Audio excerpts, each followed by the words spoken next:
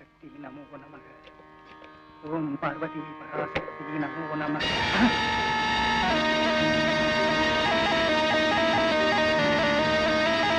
தாயே பார்வதி, எனக்கு பிள்ளை இல்லாத குறையை இப்படி தீர்க்கிறாயா? உன்னை பரிபூர்ணமாக நம்பினால் கைவிட மாட்டாய் என்பதற்கு இது அடையாளமா? நாகேந்திரா சுவாமி,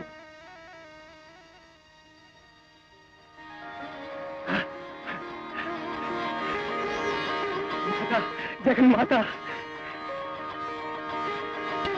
எல்லாம் உன் லீலையம்மா.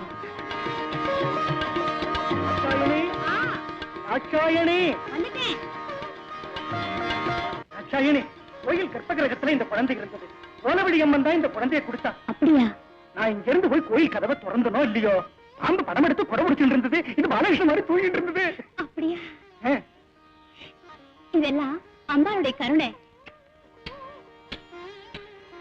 இத பாருங்க, இந்த பிள்ளைக்கு அம்மன் பேர் சம்பந்தப்படுத்தியே பேர் வைங்கோ.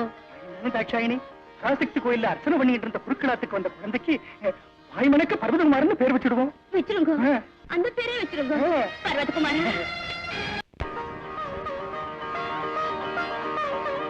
குருதேவா, வாமசாஸ்திரத்தை முழுவதுமாக பயின்று விட்டேன். பரிசோதித்து பலனையும் கூட கண்டுவிட்டேன். உங்கள் ஆத்மாவின் அமைதிக்காக நான் பணிபுரிவேன். என்னை வாழ்த்தி அருளுங்கள். பர்வதகுமாரா, கண்ணா, பர்வதகுமாரா,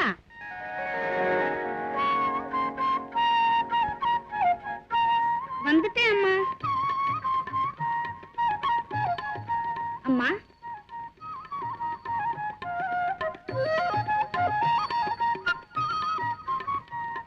இப்ப நான் பார்த்தா கூட திருஷ்டிப்படுமா?